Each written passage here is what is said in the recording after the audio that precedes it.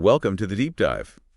Today, we're going to be diving into a story that's been generating a lot of buzz lately. Yeah. The pardon of Ross Ulbricht, Oh, yeah. the founder of the Silk Road. Interesting case. You probably heard about the Silk Road, Absolutely. the infamous online drug marketplace. Yeah, But this case goes so much deeper than that. it does. It really touches on everything from the war on drugs to the rise of Bitcoin. Yeah, and digital privacy and all sorts of really big issues. You've got a whole stack of articles and podcasts that we're going to be dissecting on the case. Yeah. And we're here to help you kind of unravel what is really going on with this story. I think it's a really fascinating case because it brings up a lot of questions about things that we kind of take for granted. Yeah. Like, what's the war on drugs all about? Right. And what is the role of government in regulating the internet and all that stuff? The war on drugs, this decades-long effort to eradicate drug use through criminalization, Right. has had many critics. For sure. The Silk Road case, I feel like, really throws fuel on that fire. It does. I mean, to be blunt, wasn't Silk Road just an online black market for drugs? Yeah, I mean, that's the simple answer, is Right. that, yes, the Silk Road facilitated drug transactions, no question about it. But to understand the nuances of this case, I think it's crucial to recognize that the majority of those transactions involve marijuana, Okay. something that's now illegal in many places. Okay, so that does add another layer of complexity to the story. Yeah, But it was still illegal at the time. it was. So why should we care about this guy? Well, because the Silk Road was more than just a platform for breaking the law. Right. It was an experiment in harm reduction. Okay. Think of it like, a free market solution to a problem that some people would say that government intervention actually made worse. Harm reduction. Yeah. So you mean making drug use safer? Yeah. I'm not sure I'm quite following how that works in this context. Yeah. So the Silk Road had a reputation system, Okay. kind of similar to like Yelp, where users could rate vendors Okay. and they could rate product quality. Got it. And this was meant to create a safer alternative to street deals, Okay. where buyers often have no idea what they're getting. That's a fascinating point. I've never really thought about it that way. Yeah. Are you suggesting that the Silk Road might have actually made things safer for drug users? There's evidence to suggest that, and one of the pieces of evidence is that if you look at the opioid epidemic, which is largely driven by fentanyl, Right. the shutdown of the Silk Road, which was intended to curb drug use, Right. might have actually backfired in a sense, because fentanyl, which is a much more dangerous opioid, became much more prevalent after the shutdown of the Silk Road. Oh, wow. So that suggests that maybe the Silk Road was providing a safer alternative. Okay, so we're starting to get into some really murky waters here. Yeah, for sure. On the one hand, these agents were clearly corrupt. Yeah. But on the other hand, Silk Road was facilitating illegal activity. Right. Isn't there middle ground here? Yeah, that's the heart of the debate surrounding this case. Right. Is that on the one hand, you could say, well, the Silk Road was this harm reduction platform. It was trying to make things safer. Okay. But it's also true that it was facilitating illegal activity. Right. And you can't really get away from that. And that's where these shocking murder-for-hire accusations come in. Exactly. Which were just crazy headlines at the time. Yeah. So how do those accusations kind of fit into all of this? So this is where it gets really interesting. Oh, sure. Ulbricht was never actually charged with those crimes. And get this, the supposed target, Curtis Green, actually advocated for Ulbricht's release. What? Yeah. So you're telling me these accusations were potentially fabricated? Not potentially, they were fabricated. Dang. The investigation involved deeply corrupt federal agents who were themselves engaged in illegal activities on the Silk Road. This is crazy. We're talking about stealing Bitcoin. We're talking about blackmailing users. We're talking about fabricating evidence to create this atmosphere of fear and paranoia. This is truly disturbing. It makes you wonder what else might be hidden beneath the surface here. Yeah. So the feds were arguably the bad guys in this scenario. I mean, the evidence certainly points in that direction. Wow. The government's actions fueled by these corrupt agents may have actually created the very violence that they claim to be stopping. Yeah. And so this corruption scandal, I think, is a whole other can of worms. Right. But it also highlights the fact that the Silk Road case was about more than just drugs. It was about this clash between old systems and new technology, Right. and in particular, Bitcoin. So how does Bitcoin fit into all of this? I know it was used on the Silk Road, Yeah. but I'm not sure I understand the larger implications. So you see, the Silk Road wasn't just a marketplace. It was a testing ground for Bitcoin. Okay. Imagine a world where you can send money anywhere instantly Right. without banks. without governments interfering. Okay, That's the power of cryptocurrency. gotcha. And the Silk Road proved that it could work. So the media really portrayed Ulbricht as this kind of criminal mastermind. Yeah. How does that square with this idea of him being a tech innovator? Well, it's a classic example, I think, of how the media can frame a narrative Right. to fit a predetermined agenda. Okay. So instead of presenting a balanced view of the Silk Road, Right. they focused on the sensational aspects, Gotcha. the drugs, the alleged murder plots, Right. and they completely ignored the broader context of the war on drugs and the government's own role in perpetuating violence. That's an interesting perspective. Yeah. But I'm not sure I'm fully convinced. Okay. What about the argument that the media was right to highlight the illegal activities taking place on Silk Road? Yeah. I mean, people were buying and selling drugs. Yeah, I mean, of course, the illegal nature of the transactions can't be ignored. Right. But I think it's crucial to remember that the vast majority of those transactions were for marijuana, something that is now legal in many places. Right. So we're talking about a situation where we were essentially imprisoning people for life. Right. For engaging in what is now considered a relatively harmless activity. So you're saying that the media's focus on the illegal drug trade actually helped to perpetuate the very policies Yeah. that are fueling the drug problem? Exactly. It's a classic example of prohibition failing to achieve its intended goals Right. and actually creating even more problems in the process. So the Silk Road was a symptom of a flawed system, Yeah, not the cause of it. right. And yet the media narrative really focused on demonizing Ulbricht Yeah. and the Silk Road Yeah, instead of addressing the systemic issues that led to its existence in the first place. I think that's a very good point. This is just getting more and more intriguing. Yeah. You know, the Parton has turned everything I thought I knew about this upside down. Yeah, and we're just scratching the surface. Oh, boy. I think, one of the most fascinating things about this whole saga is the sheer audacity of Ulbricht's vision. Right. I mean, he didn't just want to create a black market. He wanted to build a parallel society, Wow. a digital utopia free from government control. It's like something out of a sci-fi movie. Yeah, right? exactly. A secret online world where everyone's wearing VR goggles Yeah. and bartering with Bitcoin for, Whatever. not just drugs in this utopia. Exactly. And it was that underlying philosophy, that challenge to the state's monopoly on power, Right. that made the Silk Road so threatening to those in power. Gotcha. It wasn't just the drugs or the alleged criminal activity. Right. It was this fundamental challenge to the existing order. So it sounds like a real-world example of what political philosophers have been debating for centuries. Exactly. The individual versus the collective, the limits of state power, Right. the tension between freedom and security. Yeah, it's a debate that's only becoming more urgent.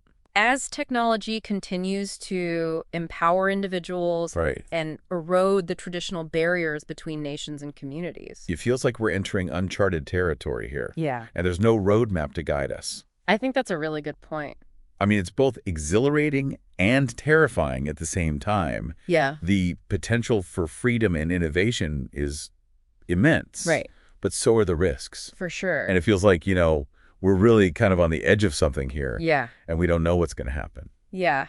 I think that's why it's so important to learn from the past. Right. The Ulbricht case, I think, is a cautionary tale Okay. about the dangers of unchecked government power Right. and the importance of defending our digital rights. Right. But it's also a story of hope, Well, a testament to the indomitable human spirit Right. and our unwavering pursuit of freedom. that's beautiful. Yeah. I think that's a perfect note to end on. Yeah. This deep dive into the Ross Ulbricht case has been a wild ride. It's challenged my assumptions. It's broadened my understanding of the war on drugs government, overreached the power of technology. Yeah. And it's left me with a lot to think about. It's a story that will stay with you. Absolutely. And as you continue to learn and explore these complex issues, remember to keep your mind open. Keep your critical thinking skills sharp Right. and your heart committed to the pursuit of a more free and just world. I love that. Yeah. Thanks for joining us on the deep dive. Until next time, keep questioning, keep learning, and keep thinking for yourself. Absolutely. Yeah, I mean, it's fascinating how the media kind of painted this picture of Ulbricht as the dread pirate Roberts, this mastermind criminal. Right. In reality, he was a young idealist with a philosophy PhD who got caught up in this web of government corruption and deceit. It does seem like the media played a key role in silencing any dissent. Yeah. by portraying anyone who questioned the war on drugs or the government's handling of the case Right. as being sympathetic to criminals and drug dealers. Exactly. It was a brilliant strategy to shut down any meaningful debate. Wow. But let's get back to Bitcoin for a second. Okay. The Silk Road was one of the earliest and most prominent use cases for Bitcoin, wasn't it? Yes, you mentioned that earlier. Can you elaborate on how the Silk Road helped to shape the development of Bitcoin? Absolutely. So the Silk Road really demonstrated the potential of cryptocurrency Okay. to facilitate anonymous transactions, which was essential Right. for a marketplace that was operating outside of legal frameworks. Right. It showed the world that Bitcoin could be used for real-world commerce, Okay. and it had the potential to disrupt traditional financial systems. Right. And this was both exciting and terrifying to those in power. So in a way, the Silk Road wasn't just a black market. It was kind of a proving ground for a revolutionary technology. Yeah, you could see that. And this made some people very nervous. Oh, yeah. Governments around the world were scrambling Right. to try to understand and control this new technology. Right. They saw the potential for innovation and economic growth. Right. But they also saw a threat to their control over the financial system. It's a double-edged sword. Yeah, exactly. I can see how that would be a real dilemma for governments. Yeah. Did they try to regulate Bitcoin in response to the Silk Road? Of course they did. Okay. The Silk Road became this focal point for debates about the future of finance, Right. the role of government regulation, the balance between privacy and security. This is all so interconnected. It is. A seemingly simple story about an online drug marketplace Right. has exposed these deep fissures in our society. Yeah. The failures of the war on drugs, Yeah. the erosion of privacy in the digital age, Right. the struggle for control between governments and individuals, Yeah. and the emergence of a new financial paradigm that threatens to upend the established order. You've hit the nail on the head. Wow. The Ulbricht case, I think, is a microcosm of some of the most profound challenges Right. facing humanity in the 21st century. Absolutely. And as we continue to grapple with these issues, I think it's crucial to remember the lessons that we've learned from the Silk Road. So what are some of those key lessons it feels like this story is about so much more It is. than just one man and one website? Yeah, I think the key lessons are that we must be wary of government overreach. Okay. We must defend our right to privacy, Right. and we must embrace the potential of technology to empower individuals and create a more free and just society. This has been an incredible deep dive so far. It has been. What would you say is the most important takeaway for our listeners? I think the most important takeaway is that the shutdown of the Silk Road Right. undoubtedly had a chilling effect on the development of decentralized technologies Okay. and alternative approaches to drug policy. Okay. But it also sparked a wave of innovation and activism that Okay. continues to this day. So it wasn't an end, but a beginning. Exactly. The spirit of the Silk Road, the desire for individual freedom, the embrace of technological innovation, and the rejection of authoritarian control lives on in countless projects and movements around the world. Right. And in a way, Ulbricht's pardon is a recognition of that enduring spirit. It's almost poetic, isn't it?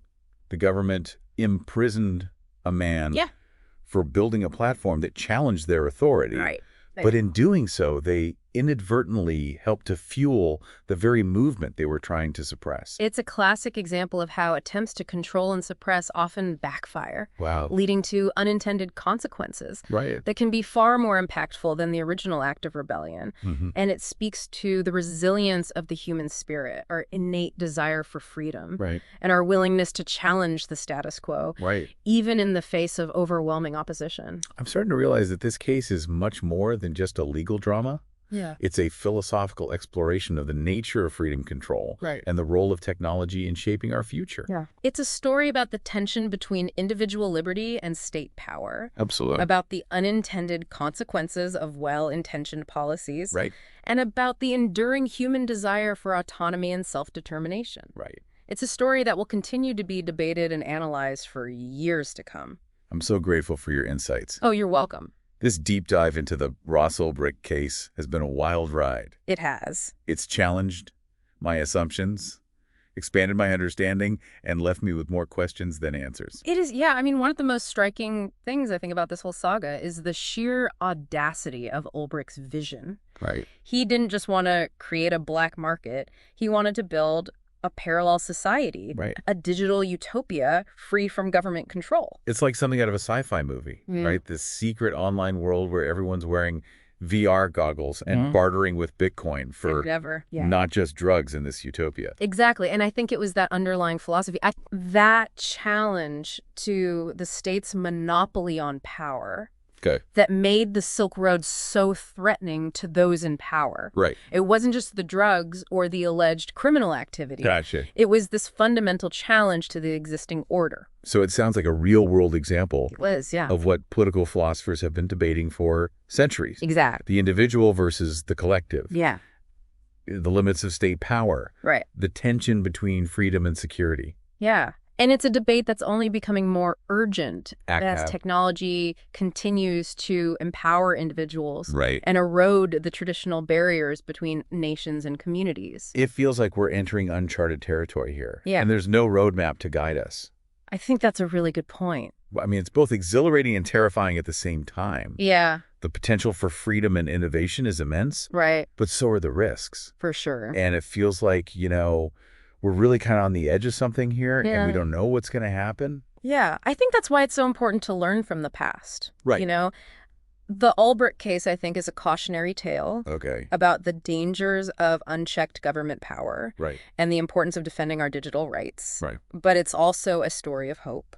Right. A testament to the indomitable human spirit and our unwavering pursuit of freedom. That's beautiful. Yeah. I think that's a perfect note to end on. Yeah. This deep dive into the Ross Ulbricht case has been a wild ride. It has. It's challenged my assumptions. It's broadened my understanding of the war on drugs, government, overreach, the power of technology. Yeah. And it's left me with a lot to think about. Yeah, absolutely. And as you continue to learn and explore these complex issues, remember to keep your mind open. Right. Keep your critical thinking skills sharp. Okay. And your heart committed to the pursuit of a more free and just world. I love that. Thanks for joining us on the deep dive. Yeah. Until next time, keep questioning, keep learning, and keep thinking for yourself. Absolutely. Yeah.